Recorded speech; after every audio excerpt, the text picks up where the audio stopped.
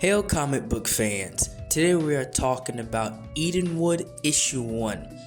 Now, Edenwood is a dark fantasy style story told in the comic book fashion, right?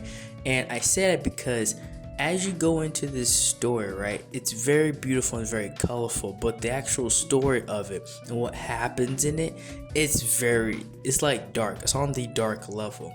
And we start off with these kids, right, these young adults, and you can already tell from the first page that it is a well-written story because of how the dialogue and how the characters are. It's very fluid and it's very smooth between them, and it kind of has that late 90s early 2000s style with how, you know, people used to write young adults and used to write kids in movies and shows and stuff like that. So, you know, it has that nostalgic feeling as you write it.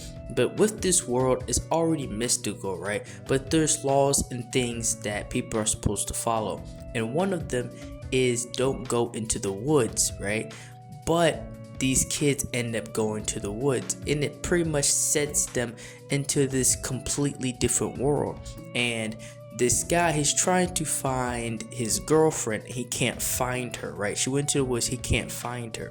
And that's when he discovers the darkness of this world, and he is luckily saved by this hunter. And I love the design of this. It's a very unique design for a character, and I love that even though this is a fantasy setting, you still have those particular details, right, within how humanity would operate, right? And within this world of Edenwood, they play it by a whole different set of rules, right?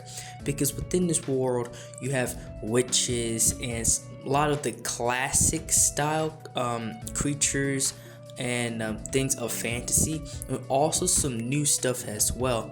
And it goes into a dark fantasy and it leans into a horror aspect, right, with some of the things that they run into, with some of the things that take place within this story. And you understand that as the story goes along, and they really hit it in your face within the first issue, which I really enjoyed. If you're looking for something that is dark fantasy that leads into horror, definitely pick this up. And another thing with the story that does is that it goes back and forth in time if you don't pay attention to it, right?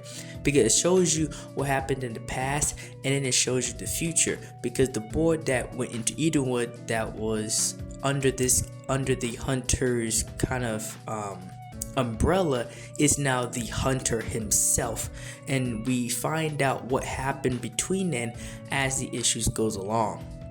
Well, that's all I have for this video. Thank you for watching. Like, share, and subscribe for more.